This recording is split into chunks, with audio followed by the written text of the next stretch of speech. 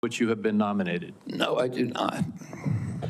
Do you agree without reservation to respond to any reasonable summons to appear and testify before any duly constituted committee of Congress if you are confirmed? Yes, I do.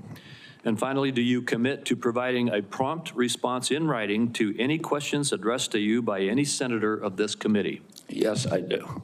Thank you, Mr. Kennedy. And before you begin, if you would like to, you may introduce your wife and children.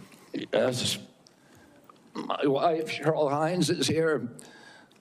My daughter, Kit Kennedy, my son, Bobby Kennedy, his wife, Amaryllis Fox Kennedy, and my nephew, Jackson Hines, is here too. We welcome you all. Thank you. You may proceed with your statement. Thank you, Mr. Chairman. Chairman Crapo, Ranking Member Wyden, and members of this distinguished committee.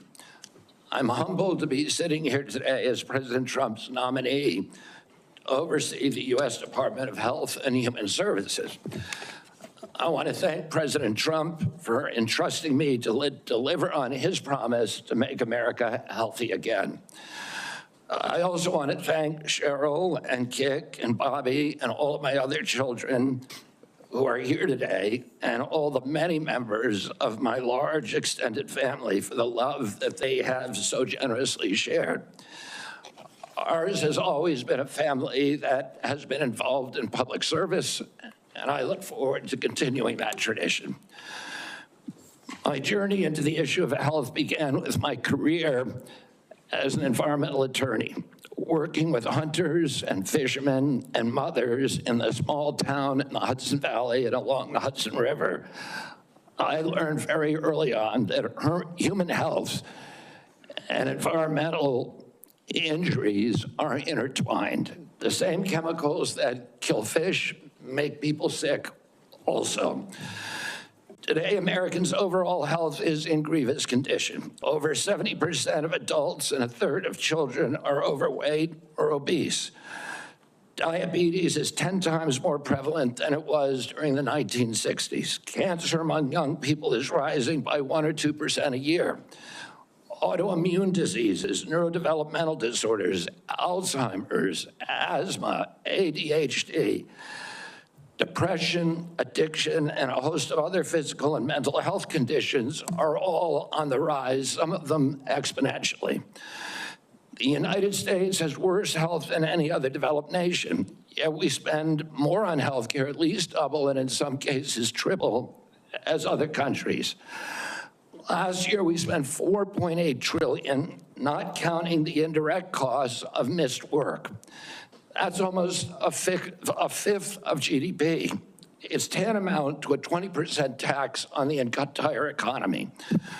No wonder America has trouble competing with countries that pay a third of what we do for health and have better outcomes and a healthier workforce. But I don't want to make this too much about money. It's the human tragedy that moves us to care. President Trump has promised to restore America's global strength and to restore the American dream, but he understands we can't be a strong nation when our people are so sick. A healthy person has 1,000 dreams, a sick person has only one. Today, over half of our countrymen and women are chronically ill. When I met with President Trump last summer, I discovered that he is more than just concerned for this tragic situation, but genuine care. President Trump is committed to restoring the American dream, and 77 million Americans delivered a mandate to him to do just that, due in part to the embrace and elevation of the Make America Healthy Again movement. This movement, led largely by Maha moms from every state, and you can see many of them behind us today, and in the hallways and in the lobbies, is one of the most transcendent and powerful movements I've ever seen. I promise President Trump that if confirmed, I will do everything in my power to put the health of Americans back on track. And I've been greatly heartened to discover a deep level of care among members of this committee, too, both Democrats and Republicans. I came away from our conversations confident that we can put aside our divisions for the sake of a healthier America. For a long time, the nation has been locked in a divisive healthcare debate about who pays. Well, when healthcare costs reach 20%, there are no good options, only bad ones.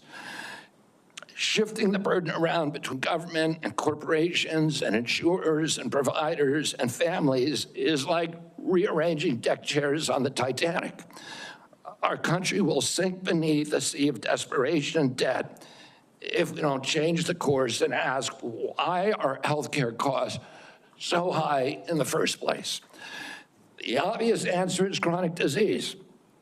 The CDC says 90% of healthcare spending goes toward managing chronic disease, which hits lower income Americans the hardest. The president's pledge is not to make some Americans healthy again, but to make all of our people healthy again.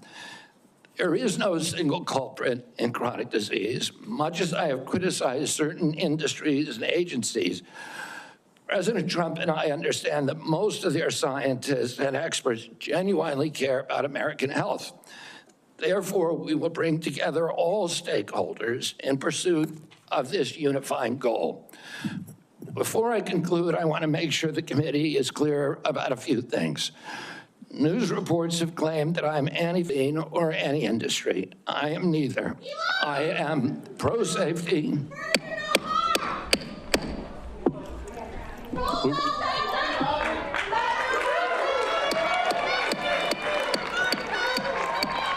We'll have order. Please proceed, Mr. Kennedy.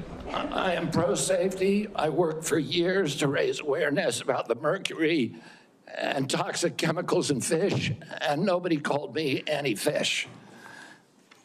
And I believe that that vaccines play a critical role in healthcare. All of my kids are vaccinated. I've written many books on vaccines. My first book in 2014, the first line of it is, I am not anti-vaccine, and the last line is, I am not anti-vaccine. Nor am I the enemy of food producers. American farms are the bedrock of our culture, of our politics, of our national security. I was a 4-H kid, and I spent my summer working on ranches. I went to work with our farmers. I want to work with our farmers and food producers to remove burdensome regulations and unleash American ingenuity. MAHA simply cannot succeed without a partnership, a full partnership of American farmers. In my advocacy, I've often disturbed the status quo by asking uncomfortable questions. Well, I'm not going to apologize for that. We have massive health problems in this country that we must face honestly. And the first thing I've done every morning for the past 20 years is to get on my knees and pray to God that he would put me in a position to end the chronic disease epidemic and to help America's children. That's why I'm so grateful to President Trump for the opportunity to sit before you today and seek your support and partnership in this endeavor. I will conclude with a promise.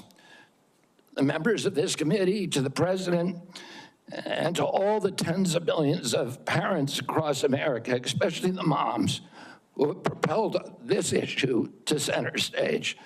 Should I be so privileged as to be confirmed, we will make sure our tax dollars support healthy foods. We will scrutinize the chemical additives in our food supply. We will remove financial conflicts of interest from our agencies. We will create an honest, unbiased, gold standard science at HHS, accountable to the President, to Congress, and to the American people. We will reverse the chronic disease epidemic and put the nation back on the road to good health. Thank you.